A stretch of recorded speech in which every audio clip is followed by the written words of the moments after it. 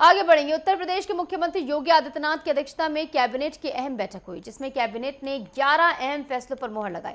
इसमें उत्तर प्रदेश एग्रीटेक नीति 2024 काफी अहम है, क्योंकि कृषि विकास दर को बढ़ाने के लिए लगातार प्रयास किए जा रहे हैं। ये रिपोर्ट देखिए।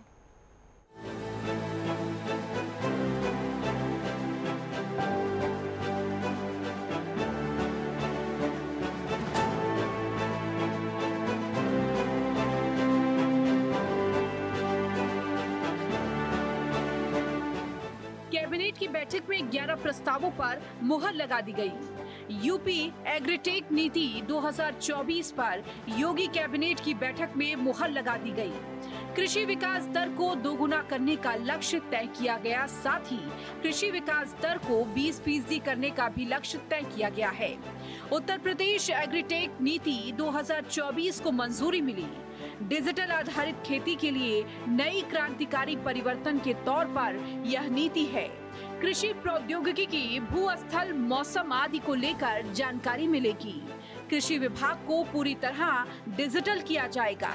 रियल टाइम पर सूचनाएं पहुंचाई जाएंगी। किसानों के लिए डेटा तैयार किया जाएगा। उत्तर प्रदेश अब डिजिटल एग्रीकल्चर की ओर बढ़ रहा है।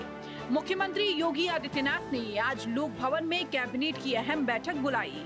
इस बैठक में कई विभागों के अहम प्रस्तावों को रखा गया। कैबिनेट बैठक में औद्योगिक विकास विभाग, नगर विकास विभाग, गृह विभाग, पशुधन विभाग के साथ ही वित्त विभाग समेत कई और प्रस्ताव रखे गए। एक डाटा का सुरक्षित हस्तांतरण और डाटा का उचित प्रबंधन किया जा सकेगा। भारत सरकार के एग्रीटेक योजना के माध्यम से जो हम लोगों ने अभी डाटा इकट्ठा किए, उसको एग्रीटेक कंपनियों को साझा किया जा सकेगा और किसानों के आवश्यकता अनुरूप उससे कृषि संबंधी जो सर्विसेज हो सकती हैं वो हम उनको प्रदान करेंगे। अभी तक कृषि डाटा मैनुअल था। अब केंद्र सरकार के प्रयास से जो उत्तर प्रदेश ने पायलट स्कीम चलाई, तो उसमें अब हम लोगों ने डिजिटल तकनीक का इस्तेमाल किया है और इसके तहत हमने डिजिटल रजिस्ट्रियां शुरू की और किसान रजिस्ट्री भी हो रही है। आने वाले दिनों में हम पूरे प्रदेश के भीतर किसान रजिस्ट्री का प्रोग्राम हम चला रहे हैं, जिसके भीतर जितना उनकी होल्डिंग होगी किसान की, अभी पीएम किसान के भीतर एक प्लॉट भी रहेगा तो उसको मिलेगी, लेकिन हम आगे भी मिलती रहेगी। लेकिन उसके जहां जहां पर भी खेती है, जिस जिले की खेती है, एक जगह इकट्ठा कर देंगे, जिससे केसीसी वगैरह उनको बनाए जाने में जो कठिनाइयां होती हैं उनका हम समाधान कर सकेंगे। और इसी तरीके से प्रधानमंत्री फसल बीमा योजना के लिए जो उनका एरिया प्रभावित होता है आपदा की स्थिति में, तो वह भी वो इस टेक्निक के माध्यम से हमें ठीक प्रकार से हम अवगत हो सकेंगे।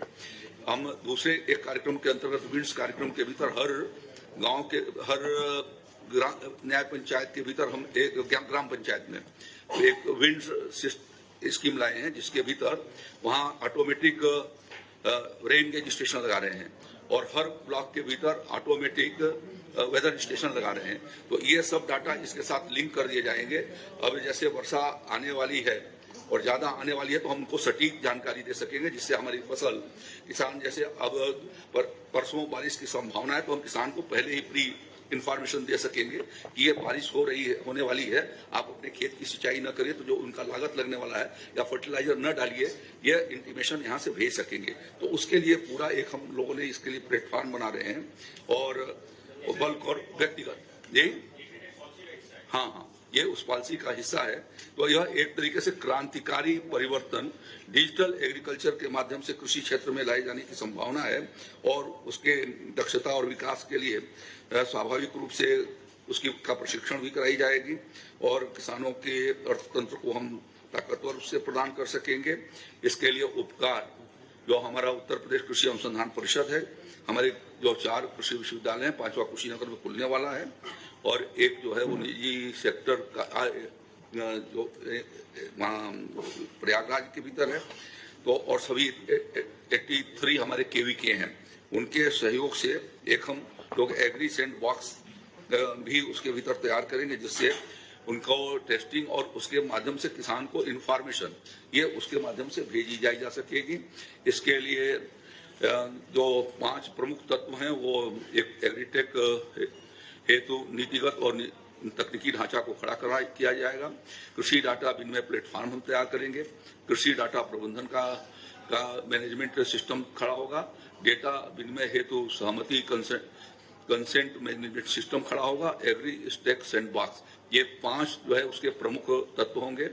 इसी प्रकार से उसके क्रियान्वयन और अनुसरण और मूल्यांकन के लिए राज्य स्तर की एक समिति होगी जो हमारा कृषि निदेशक और उसके भीतर अन्य जो हमारे एलाइड डिपार्टमेंट के डायरेक्टर्स होंगे वह होंगे, और राज्य स्तरीय एक स्टीयरिंग कमेटी होगी जिसमें अपर प्रमुख सचिव कृषि और अन्य जो कृषि से संबंधित विभागों के, उसमें वित्त के भी सचिव वगैरह ये सब मिल करके, और इंफॉर्मेशन टेक्नोलॉजी के वो स्टीयरिंग कमेटी उसकी बनेगी। इसमें सार्वजनिक भागीदारी पीपी मोड पर भी इसमें काम किया जाएगा। अनुसरण और मूल्यांकन के लिए इंडिकेटर्स तैयार किए जाएंगे जो राज्य स्तरीय क्रियान्वयन समिति उसकी समीक्षा करेगी। समीक्षा बेस लाइन, मिड लाइन और एंड लाइन, ये तीनों की जाएगी। योगी सरकार ने किसानों को दी बड़ी सौगात। कैबिनेट की अहम बैठक में लिए गए बड़े फैसले। 11 अहम फैसलों पर कैबिनेट ने लगाई मुहर। यूपी एग्रोटेक नीति 2024 पर लगी मुहर। कृषि विकास दर को दोगुना करने का लक्ष्य। कृषि विकास दर को 20% का लक्ष्य। यूपी 4 नीति 2024-25 को मिली मंजूरी।